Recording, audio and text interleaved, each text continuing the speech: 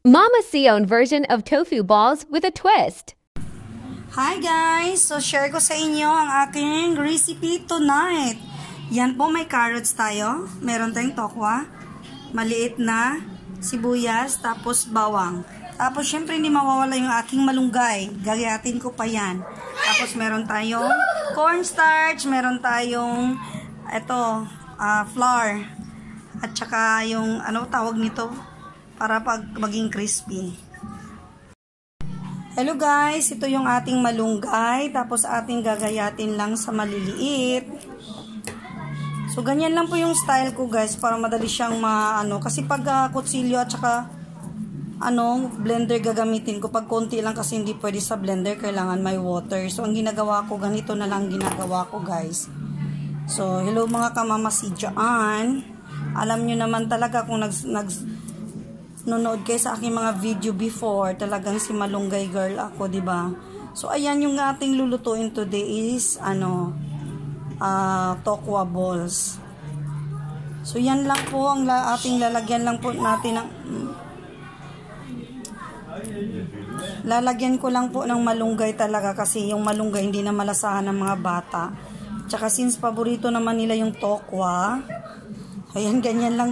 Para-paraan lang po talaga guys. So yan, ginugunting-gunting ko lang siya para lumiit lang siya at saka mag-balance lang siya sa ating mga ingredients. Kasi pag malaki to, hindi rin nalulusaw at saka kitang-kita din sa malunggay, sa balls, kaya madadampot din nila. Baka hindi nila kakainin. So para-paraan lang to mga mami, mga titas, mga kusinera dyan at kusineros. Yan lang, sikreto ko. Tapos eto, meron na tayong mga ingredients na yan. So ito, dito tayo kumuha ng malunggay. Nista ko po to sa ref, kasi pag nag-inom din po kami ng mainit na tubig, ginagamit din po namin. So meron na tayong tokwa, meron tayong carrots, tapos onion at saka garlic, tapos 2 itlog. Ito, flour, tapos cornstarch at saka breadcrumbs. So, halo-haloin lang natin yan, guys.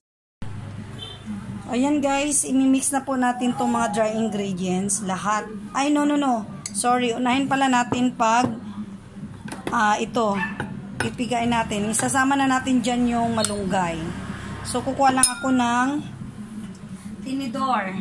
Kasi tinidor yung mag-aano natin dito, mag-dudurog.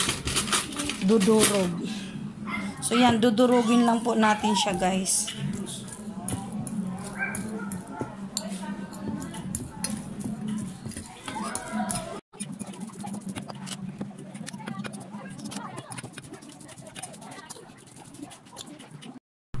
So ayun mga kamamasi, nilipat po natin ang lagayan kasi hindi siya masyado ma-mix natin doon at madurog. So, na-mix ko na rin yung malunggay dito sa tokwa. Yun, ihahalo na rin po natin tong iba. Lahat na.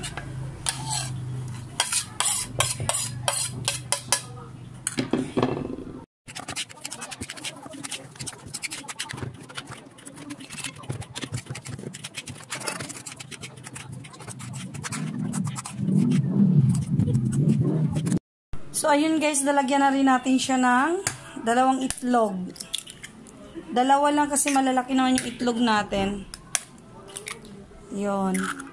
So, mix-mix lang natin to. So, ayan guys, mainit na ang ating mantika. Tapos, atin na tong gawing balls.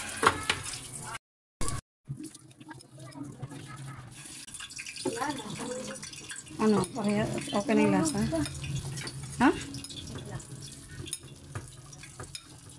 Tingnan mo yung lasa para magdagdagan ko anong kulang.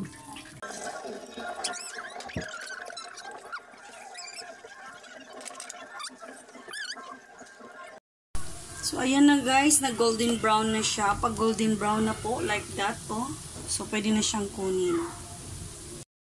So, ayan na lang po ang last batch, mga kamamasi.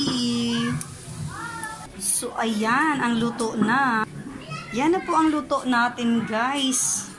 Na my own version na tokwa balls. Thank you for watching guys. Love you all.